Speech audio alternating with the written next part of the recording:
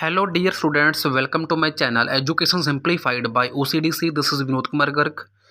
अगर आप PSSB veterinary inspector post के लिए एग्ज़ाम की प्रेपरेशन कर रहे हैं तो ये वीडियो स्पेशली आपके लिए है।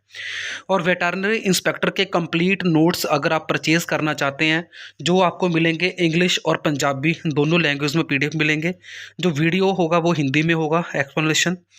तो सभी तरह के मोड में आप समझ सकते हैं इसके किसी भी टॉपिक को। तो नोट्स परचेज करने के लिए आप 9876371788 पर संपर्क कर सकते हैं।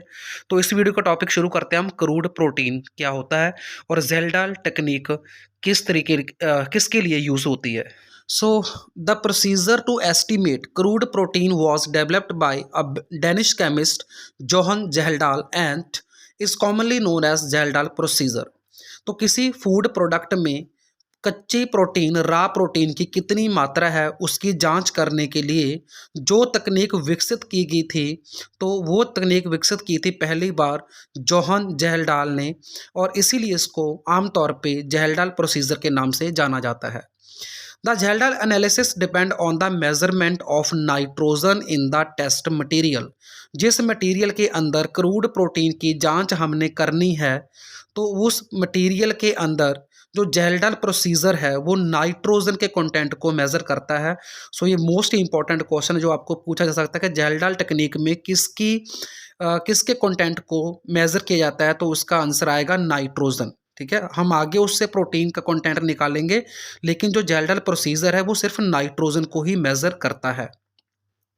To convert the measured nitrogen content of the test material to the crude protein, a calculation factor of 6.25 n into 6.25 is applied। मतलब हमें ज़ेल्डाल प्रोसीजर में नाइट्रोजन का कंटेंट पता चलेगा।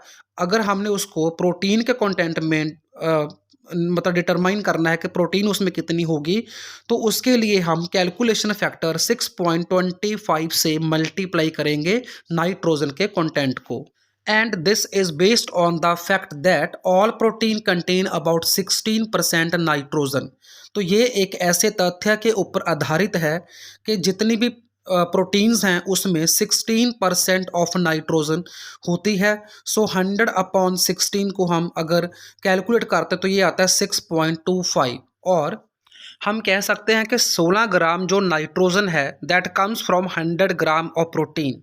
16 ग्राम नाइट्रोजन 100 ग्राम प्रोटीन से मिलती है, और 1 ग्राम जो नाइट्रोजन है that is associated with 100/16 is equal to 6.25 gram of protein.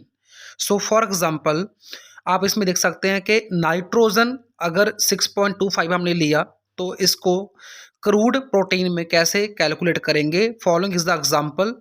Nitrogen content अगर 7.35 ग्राम आया है हमारा, तो क्रूड प्रोटीन उसमें होएगी 7.35 इंटू 6.25, क्योंकि हमने इसको कैलकुलेशन फैक्टर लिया है, तो ये मल्टीप्लाई करके हमारा आंसर आता है 45.9 ग्राम्स।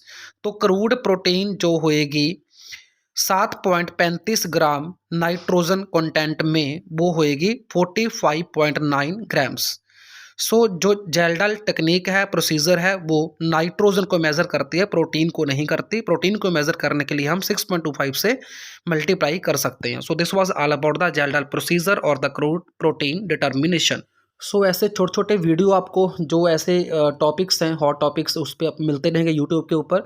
लेकिन कंप्लीट नोट्स अगर आप पंजाबी और इंग्लिश दोनों में ख़रीदना चाहते हैं मेरे से, तो 98 763 71 788 पे संपर्क कर सकते हैं। Thank you, thanks for watching.